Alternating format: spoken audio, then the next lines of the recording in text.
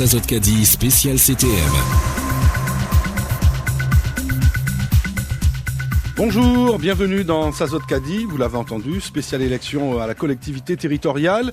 On aura fait toutes les listes, les 14, et justement revient l'honneur à Gabriel Jean-Marie de conclure cet exercice, des listes représentées par des colistières ou colistiers. Et là, ce matin, Gabriel Jean-Marie, vous représentez la liste Combat ouvrier, faire entendre le camp des travailleurs. Bonjour. Bonjour. Vous êtes tête de liste et pour les élections à l'Assemblée de Martinique, justement, et vous êtes tête de section de Fort-de-France. Alors, l'objet principal et essentiel de cette liste, de votre présence finalement dans cette campagne électorale, si on a bien compris, c'est de dénoncer et de vouloir faire changer aussi le fait, à vos yeux, bien sûr, que la collectivité territoriale est au service, je vous cite, du grand patronat. Alors, qu'est-ce qui vous fait dire ça ? Quels en sont les arguments crédibles ? Alors, il ne s'agit pas de dénoncer, et ces élections ont un autre objectif à nos yeux. Il s'agit pour nous de permettre aux travailleurs, à ceux que nous sollicitons, de se doter d'un outil que nous appelons un parti communiste révolutionnaire, parce que nous estimons que les travailleurs doivent eux aussi viser le pouvoir politique. Alors, les élections, à travers les résultats, on va se compter, on va voir comment on s'organise, mais il ne s'agit pas pour nous de réorganiser ou de vouloir faire mieux fonctionner la collectivité. On a vu toutes les querelles qu'il y a eu au départ concernant cette instance. Ça n'est pas pour nous une instance de pouvoir, mais on doit doter... Effectivement, vous avez un état d'esprit, je veux dire, une idéologie révolutionnaire. Donc pour vous, il ne s'agit pas d'adapter l'outil. Vous voulez changer complètement la donne. C'est ça, oui.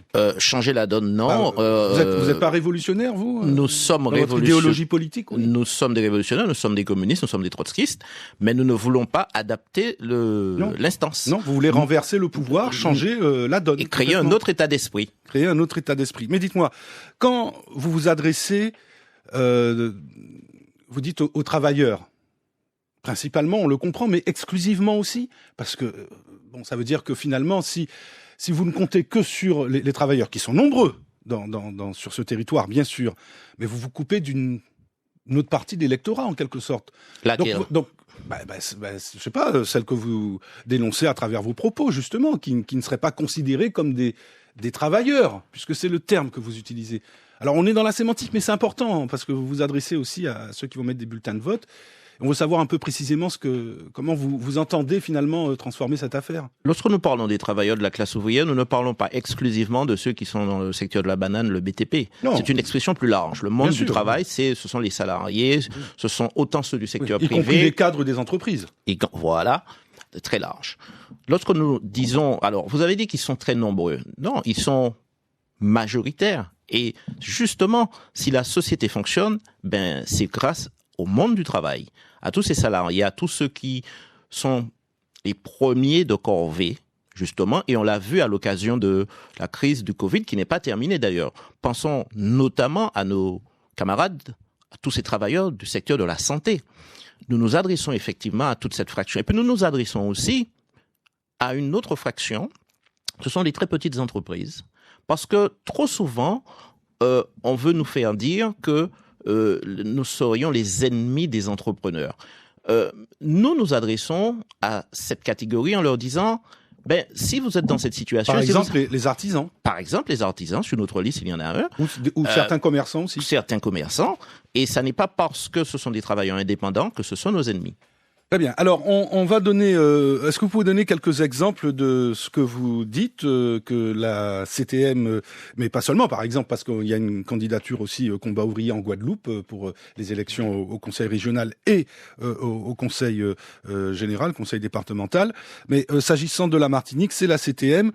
Et vous dites que donc cette collectivité territoriale est au service du grand patronat.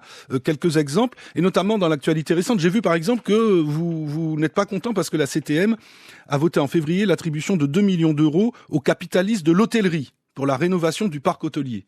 Donc ça, par exemple, la CTM n'aurait pas dû faire ça comme ça, selon vous. Alors, dans notre programme, nous disons une chose simple. Nous ne sommes pas contre l'attribution de fonds publics, mais nous disons que ces fonds publics doivent être contrôlés. Et nous disons en particulier que les travailleurs doivent contrôler l'attribution et surtout, il doit avoir une contrepartie. Trop souvent, on a vu des entreprises percevoir des fonds colossaux et virer du personnel. Ça, nous ne pouvons pas l'accepter. Ou alors imposer des bas salaires. Vous savez, actuellement... En Martinique aussi, vous dites que ça se pratique. Mais bien sûr, oui. Mais bien sûr. Actuellement, vous savez que le gouvernement a pris de nouvelles dispositions pour imposer des congés, réduire sur un certain nombre de conquis. Et ça, on a des exemples. Et ça, on le dénonce, oui.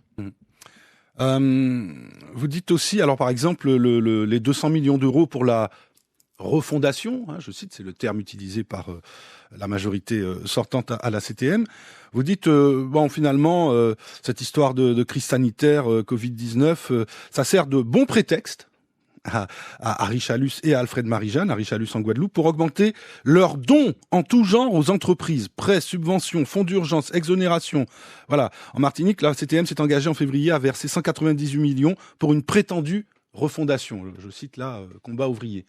Donc, il n'aurait pas fallu aider ou il aurait fallu aider autrement. Là, c'est pareil. Vous dites que l'argent est mal fléché. Nous revenons toujours à la même chose. Des fonds publics, oui, mais quel contrôle? Quel résultat? Nous avons dit et répété... Donc, ce ne sera pas au service du peuple, selon vous. Non, mais je vous pose des questions, Gabriel Jean-Marie. Non, mais il n'y a aucun problème, je répondrai. Ouais. Nous disons depuis un moment que c'est open bar. Alors, il y a un candidat, tête de liste, qui n'est même pas cette expression. Et c'est pourtant vrai. Lorsque vous avez un responsable de la Chambre de commerce, une responsable plus précisément, qui dit « Dépêchez-vous, dépêchez-vous, ne laissez pas repartir l'argent, il y a de l'argent », c'est open bar. Et c'est des fonds qui sont attribués, donnés, sans contrepartie, sans contrôle. Alors, il faut conclure presque. L'objectif, c'est quoi pour vous en faisant cette campagne? On a bien compris, c'est de changer la donne. Mais comment vous vous y prendriez, vous, si vous étiez aux manettes de la CTM, de cet outil politique quand même, même pris dans le sens le plus noble du terme, pour organiser la vie de la cité et des travailleuses et travailleurs, pourquoi pas? Alors, comment vous y prendriez? Déjà, ça voudrait dire que la population, dans sa grande majorité, aurait opté pour le programme que nous proposons. Répartition du travail entre tous, contrôle des fonds publics, contrôle des profits, un SMIC à 1 800 € net, et surtout la création d'un parti communiste révolutionnaire qui sera un outil politique des travailleurs pour conquérir le pouvoir. Parce qu'il faut viser aussi le pouvoir, ça voudrait dire que nous aurions ça. Ça voudrait dire aussi... Et puis c'est quoi après? Vous partez en chasse contre les capitalistes, le capitalisme? Il y aura quoi? Une chasse aux sorcières? Ou vous dites, bon, finalement, causons un peu et puis on pourrait être, peut-être pas partenaire, mais je sais pas moi. Alors ça voudrait dire que ce ne sont pas seulement les élus à la CTM qui mettraient en œuvre cette politique, mais ça veut dire la population qui aurait voté pour ce programme. Création, par exemple, de comités de travailleurs, y compris à la CTM, pour organiser tout ça dans les entreprises.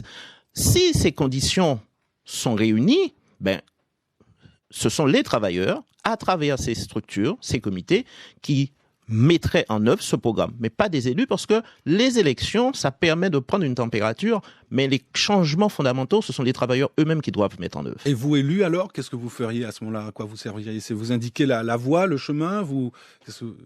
Nous, élus, nous serions là pour mettre en œuvre ce programme que nous avons défendu et que la population aurait adopté. Mais contrôlé par...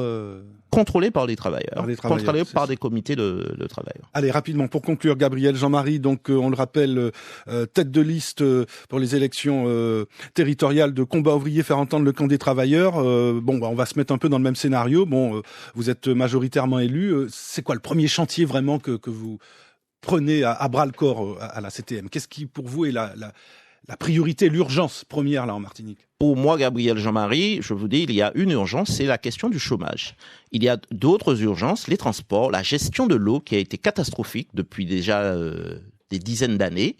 Il y a beaucoup de chantiers, mais de toute façon, ce serait à l'ensemble de ceux qui ont participé à cette campagne, à l'ensemble des travailleurs de déterminer. Moi, je n'ai donné que quelques exemples, mais je serais tenté de dire que tout est urgent, logement, transport, chômage, toutes ces choses-là. Merci Gabriel Jean-Marie d'avoir répondu à nos questions.